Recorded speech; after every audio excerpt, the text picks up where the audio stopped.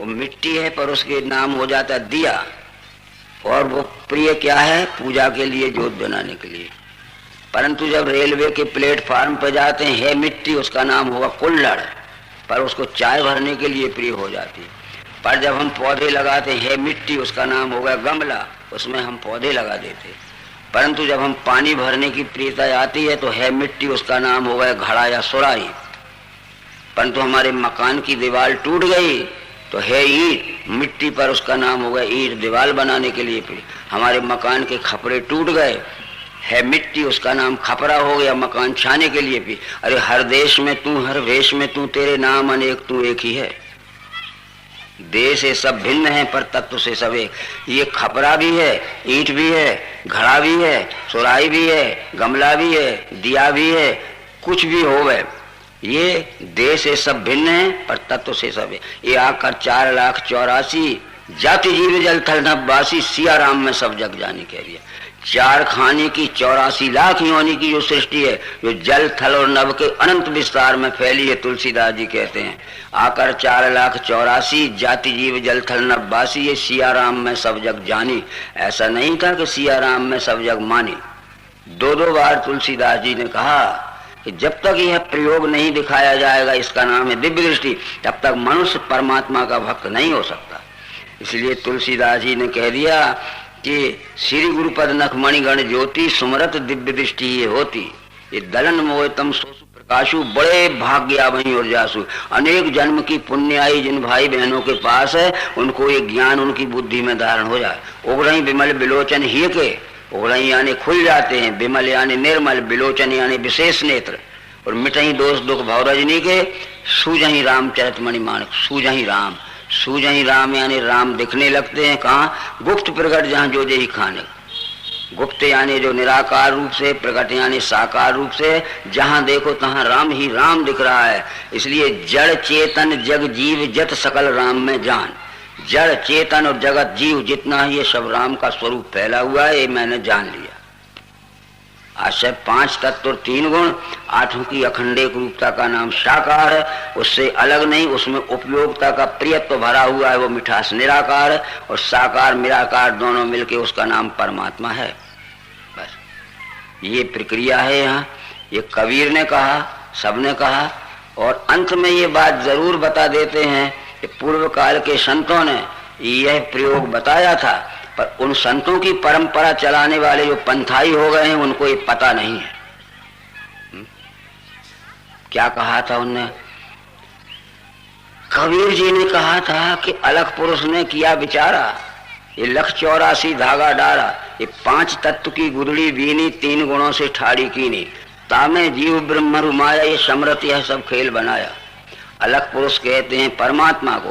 परमात्मा ने जब सृष्टि रचने का विचार किया तो 5 तत्व की गुदड़ी बीनी, वो 5 तत्व का खड़ा धागा डाला, 3 गुणों से ठाड़ी कीनी, 3 गुणों का बाना डाला, ठास के कपड़ा बना दिया। तामे जीव ब्रह्म रुमाया समर्थ, ऐसा खेल बना। ये 5 तत्व का ताना बाना है, उस समर्थ परमात्मा ने खेल बनाए, अनेक प्रकार के कपड़े बन गए।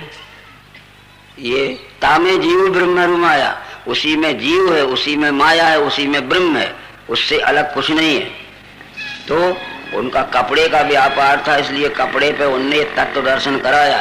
अब मैं आपसे पूछता हूँ, ये क्या है? कपड़ा है। दूसरी बात पूछता हूँ, ये कपड़ा काय का बना है? सूत से बना है। तीसरी बात पूछता हूँ, सूत काय से बना है? रुई या कपास से बना है। तो कपड़ा है जीव।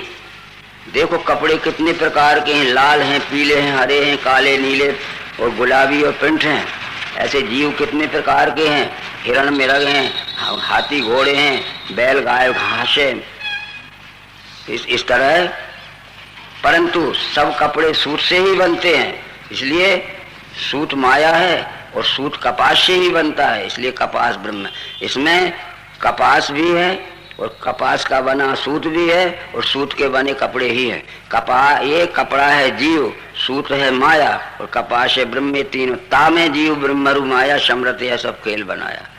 तो इस तरह से सबने बताया है, परंतु आज भी हम उनके संतों के ज्ञान को भूल गए। समर्थ रामदास जी ने कहा कि प्रभु व्यापी इस जगत में जैसे तिल में तेल। तिल का दाना सगुण है व्यापा निर्गुण तेल। इस जगत में परमात्मा ऐसे व्यापा है जैसे तिल के दाने में तेल है। संत ज्ञानेश्वर ने कहा कि दूध में से घृत तैसे ले अनंत त्याग न ग्रंथ कथा मार। इस जगत में परमात्मा ऐसे व्यापा है जैसे दूध में घी। कबीर दास जी ने कहा कि साहब तेरी साहिबी सब घट रही समाए, यूं मेहंदी के पात में लाली लखी न जाए। बहुत ऊंचे प्रमाण थे। तिल का दाना हमारी आंख से दिखता है पर उसमें भरा हुआ तेल हमारी आंख से नहीं दिखता। पर तिल का तेल अलग हो सकता है, खली अलग हो जाएगी, तेल अलग हो जाएगा। दूध हमारी आंखों से दिखता है पर दूध में भरा हुआ घी हमारी आंख से नहीं दिखता। पर दूध का घी भी अलग हो सकता है, छाछ अलग हो जाएगी, घी अलग हो जाएगा। पर मेहंदी का पत्ता हमारी आंख से दिखता है, उसमें भरी हुई लाली आंख से नहीं दिखती। पर पीस दीजिए, छिलका अलग हो जाएगा, लाली अलग हो जाएगी। पर ऋग्वेद के 5वें खंड में लिखा है जगत में ब्रह्म ऐसे है जैसे शक्कर में मिठास। ब्रह्मा जी को बुला ले, इस शक्कर के साकार डल्ले से निराकार मिठास एक क्षण के लिए भी भौतिक साइंस की प्रक्रिया से और अध्यात्म के ज्ञान बल से इस साकार डल्ले से निराकार मिठास ब्रह्मा जी भी अलग नहीं कर सकते। इसलिए सभी खिलौने खाड़ खिलौने माए, वैसे जग में ब्रह्म है, ब्रह्म जगत के माए। इस तरह से इस प्रत्यक्ष प्रयोग के द्वारा अपने से संपूर्ण विश्व एक अखंड अस्तित्व में जुड़ा है। और अंत में तुलसीदास जी ने कह दिया कि सगुण ही अगुण ही नहीं कछु भेदा। जो भेद मानता है अभी कच्चा ज्ञानी है। तो इसमें सगुण यानी साकार है डल्ला, निर्गुण है निराकार यानी मिठास, इसमें भेद है, दो है। प्रश्न उठता है अब इसका डल्ला सच्चा है कि मिठास सच्ची है? कुछ लोग कहेंगे दोनों सच्चे हैं। तो हम कहते दोनों सच्चे हैं जब मानेंगे जब एक सच्चा इस प्लेट में रख दो और एक मिठास इस प्लेट में रख दे। दो सच्चे जब मानेंगे जब दो को अलग अलग कर देना, मिठास अलग कर देना, फिर उसमें डल्ले में मिठास ना रहे, और डल्ला अलग कर देना तो डल्ले में मिठास ना रहे। फिर कहते हो कि मिठास अकेली सच्ची है निराकार, तो फिर निराकार मिठास निकालिए, साकार में मिठास ना रहे। और कहो कि साकार सच्चा है तो साकार निकाल लीजिए। तुलसीदास ने कहा विनय पत्रिका में, कोई कहे सगुण कोई कहे निर्गुण कोई युगल कर माने, पर तुलसीदास पर हर ये तीन भ्रम तभी अपन पहचाने। ये तीनों भ्रम में पड़े हैं, वे तीनों मिलके एक है, तब समझ लेना कि उसने परमात्मा को पहचाना। तो ये इस तरह जानने के बाद हम अनन्य भक्त हो सकते हैं। बस हमें अनन्य भक्त तो बनना ही है। पर सवेरे संक्षिप्त में बताया था कि श्री रामचंद्र जी ने जब हनुमान को ज्ञान दिया तो क्या ज्ञान दिया था? किष्किंधा कांड के 3 दोहे में लिखा है कि सो अनन्य जाके यश मति न टरे हनुमंत, और मैं सेवक सचराचर रूप स्वामी भगवान।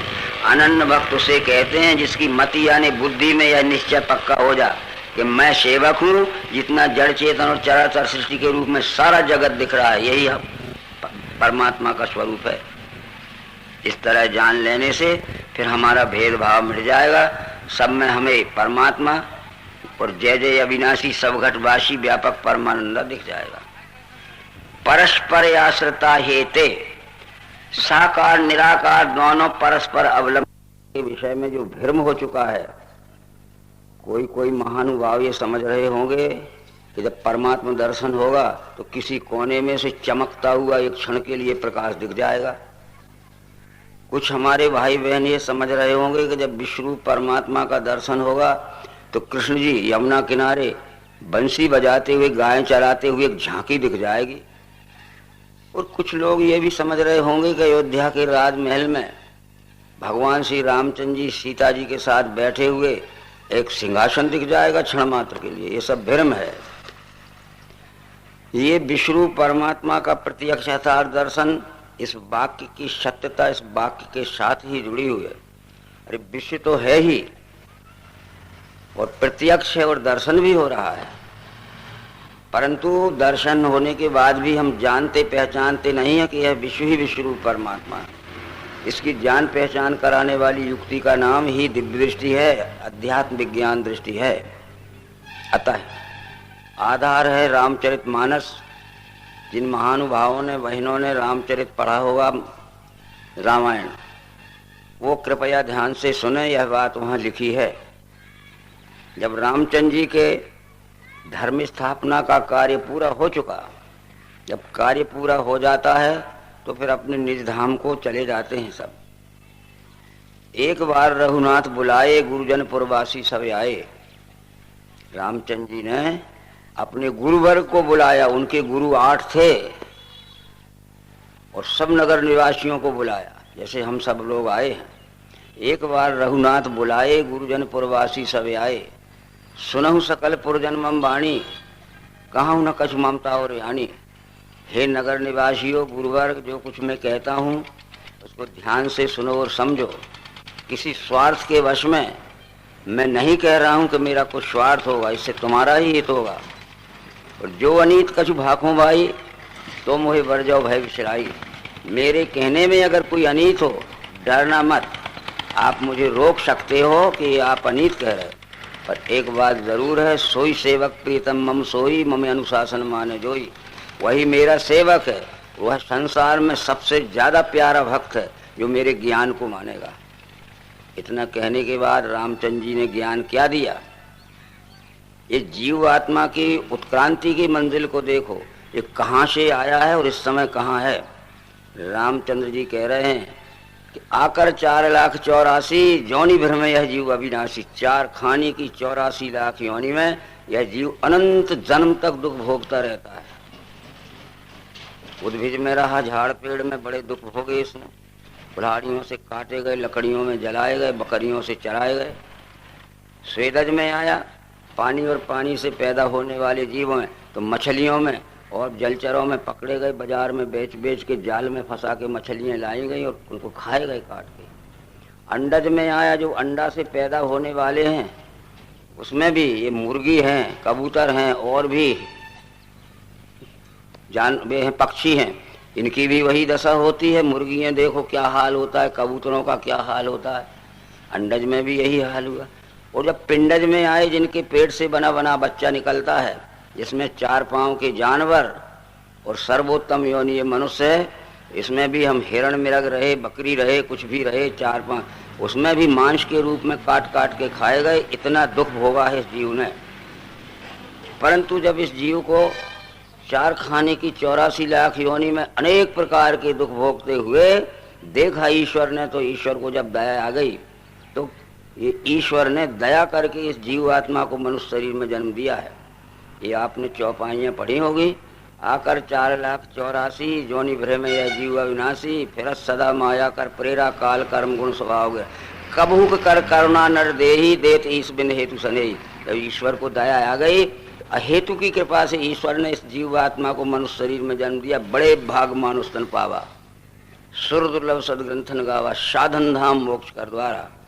ये साधनों संपन्न है, मोक्ष के दरवाजे पे आ चुका है। भटकते भटकते जैसे हम किसी में स्थान में प्रवेश करना चाहे तो दरवाजे पे आ जाते हैं, और मोक्ष के दरवाजे पे आकर भी अब भी ईश्वर को प्राप्त नहीं किया तो फिर 4 खाने की 84 लाख योनि में जाएगा और फिर कटेगा, मरेगा। ये हाल होगा इसका। इसलिए अब ये गलती नहीं होना चाहिए। जब हम उद्भिज में थे तो हमारे पास ये शरीर था, स्वेदज में आए तो शरीर के साथ इंद्रियां और मिल गई, अंडज में आए तो शरीर इंद्रियों के साथ मन मिल गया, और पिंड श्रेष्ठ मनुष्य में आए तो बुद्धि और मिल गई। ये साधन हमारे शरीर में प्राप्त हो गए। हर एक मनुष्य के पास शरीर है, और 5 तत्वों का दर्शन कराने के लिए 5 क्रियाशील ज्ञानेंद्रिय हैं, कान, आँख, त्वचा, जीव और नासिका। और अंडज में जो हमें मिला था तो हर एक वो मन भी है, जो सतरजतम 3 गुणों का दर्शन कराने वाला हमारे पास मन है। और पिंड श्रेष्ठ मनुष्य में आए तो बुद्धि मिल गई।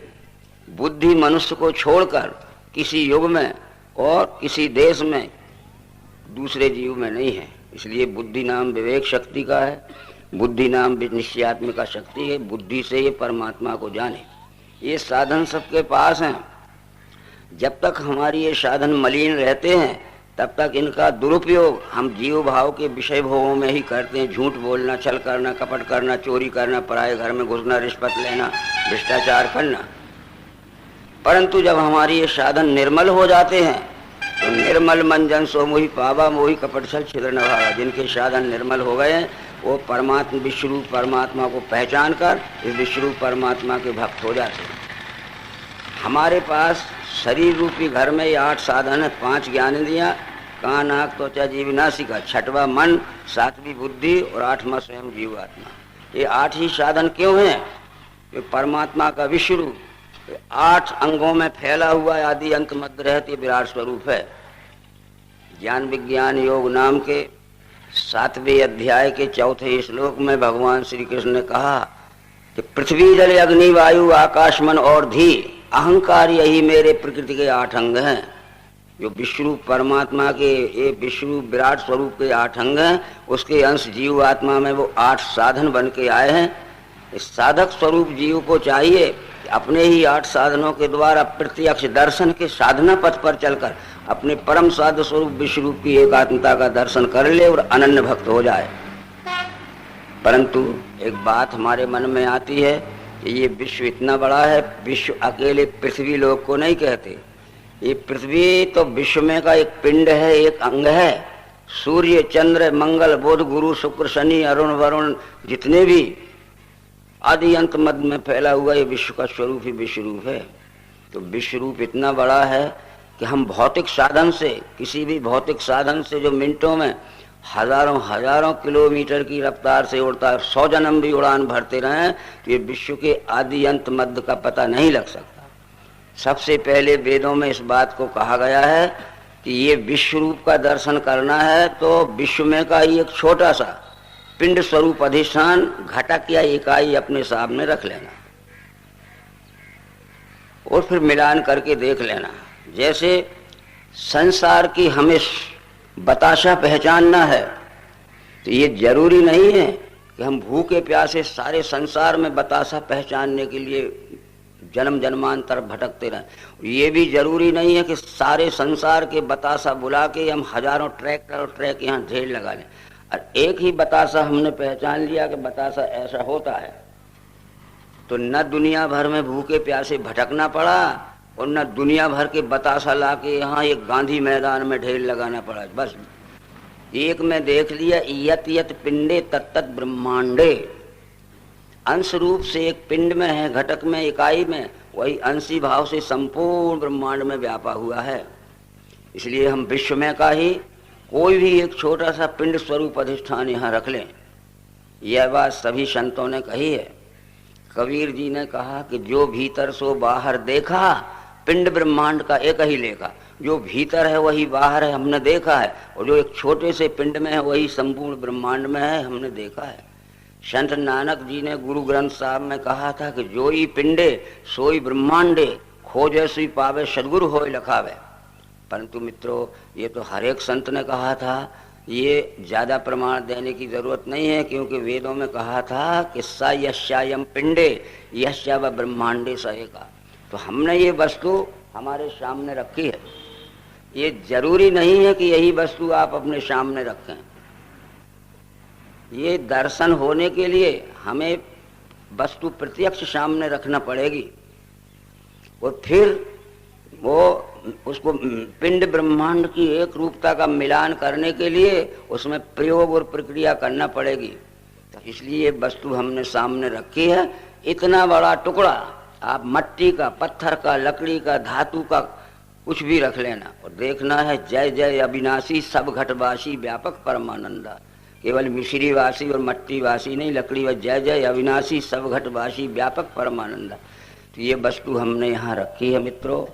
अवश्य ही आप इतना बड़ा टुकड़ा लकड़ी का, पत्थर का, धातु का, मिट्टी का भी रख लेना, परंतु विश्वरूप परमात्मा के जो 8 अंग हैं, 5 तत्व और 3 गुण, जो गीता के 7वें अध्याय के 4थे श्लोक में कहे हैं, पृथ्वी जल अग्नि वायु आकाश मन और धी अहंकार यही मेरे प्रकृति के 8 अंग हैं। वो 8 अंग ही हमारे मानव शरीर में 8 साधन बन के आए हैं। इसलिए साधक स्वरूप जीव को चाहिए कि अपने ही 8 साधनों के द्वारा प्रत्यक्ष दर्शन के साधना पथ पर चलकर, सुनकर पढ़कर नहीं, अपने परम साध स्वरूप विश्वरूप की परमात्मा का एकात्मता का दर्शन कर ले। जिसने परम साध्य स्वरूप विश्वरूप परमात्मा की एकात्मता का दर्शन कर लिया है, उसका नाम ही वेदों में साधु है। साध्य वस्तु का दर्शन हो गया तो हम साधु हो गए, बाकी साधु पोशाक से कोई नहीं होता। यहाँ से प्रयोग शुरू होता है। विश्वरूप परमात्मा के साकार स्वरूप के 8 अंगों में का पहला अंग अग्नि तत्व है। अग्नि तत्व ही हमारे मानव शरीर में क्रियाशील ज्ञानेंद्रिय आंख है। जब दर्शन का प्रश्न आता है तो सबसे पहले हम आंख से ही देखते हैं। चाहे बाजार में जाएं कुछ सामान खरीदने और चाहे देव मंदिर में जाएं देवता का दर्शन करने, तो यहाँ से प्रयोग शुरू होता है। वो आपको अपने अपने सामने जो मट्टी लकड़ी पत्थर का टुकड़ा रखा है मिलान करके देखना है। जय जय अविनाशी सब घटवासी व्यापक परमानंद। अपनी आंखों से देखो दिखता है पदार्थ ये। पहले हम आप सबकी दृष्टि यहाँ केंद्रित करते हैं इस अधिष्ठान पर। अपनी आंखों से देखो दिखता है पदार्थ ये। फिर जब हमने नजर घुमाई तो वैसे ही विश्व में सारे रूप का दिखना भरा। हमने अपनी आंखों से देखा तो ये दिखता है।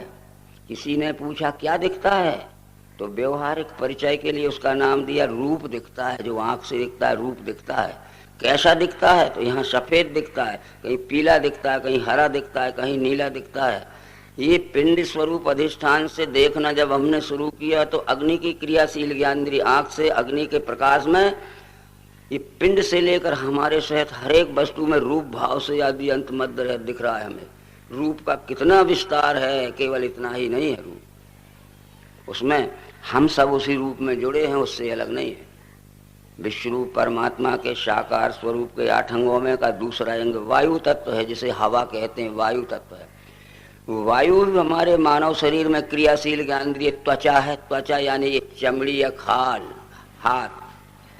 हमने इसी में फिर अपने विश्वरूप परमात्मा के साकार स्वरूप का दूसरा अंग जो वायु है उसको देखना चाहा। इसे हाथ लगा देखो। आपके सामने मट्टी का, लकड़ी का, पत्थर का टुकड़ा हो, आप भी उसको हाथ से छू के देखना। इसे हाथ लगा देखो, आता है स्पर्श ध्यान में। ये स्पर्श भाव सर्वत्र विश्व में है भरा हुआ, इसी टुकड़े में नहीं स्पर्श। वायु की क्रियाशील ज्ञानेंद्रिय त्वचा या हाथ से छू के हमने देखा तो इस पिंड स्वरूप अधिष्ठान से लेकर हमारे सहित हर एक वस्तु में स्पर्श भाव से अखंड भरा है। स्पर्श भी कहाँ तक फैला है विराट में, ये उसमें उस स्पर्श से हम भी अलग नहीं है। विश्वरूप परमात्मा के साकार स्वरूप के 8 अंगों में का तीसरा अंग आकाश है। आकाश ही हमारे मानव शरीर में क्रियाशील ज्ञानेंद्रिय कान है।